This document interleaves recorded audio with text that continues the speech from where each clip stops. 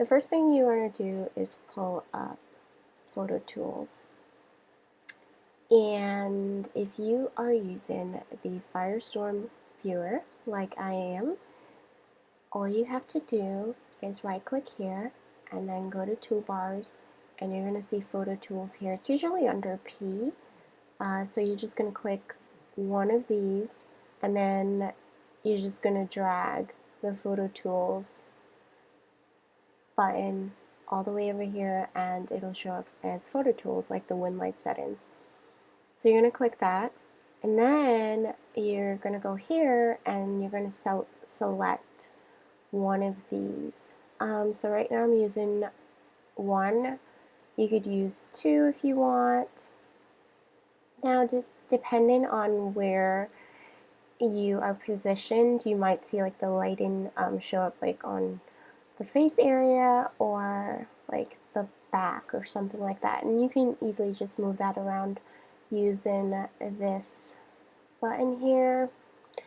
Or if you want to get super fancy schmancy, you go all the way up here to World and then go to Environment Editor and then go to Sky Presence, and under Edit Present you get another pop-up. Now this is like where all the good stuff happens. So say for example you're going with this is usually my go-to Windlight setting.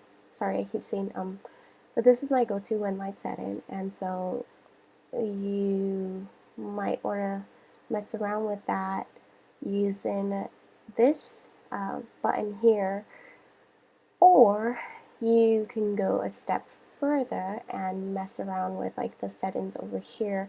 And I always use like eastern angle of the sun to kind of like rotate the sun around to get a desired view. I mean, like, it's really up to you and what kind of features you want to like bring out. So, or you can mess with scene gamma and make it really dark, or you can make it really light. It's really up to you.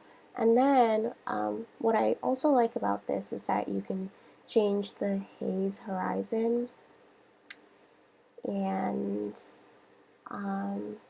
you can change like the haze density if you want it to be like really sharp. You can also change like the distance and stuff like that.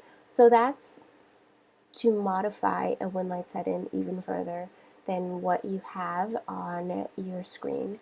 So it's not necessary, but if you wanted it to, I don't know, look better or bring out more. Oh, and there's another thing that you can do.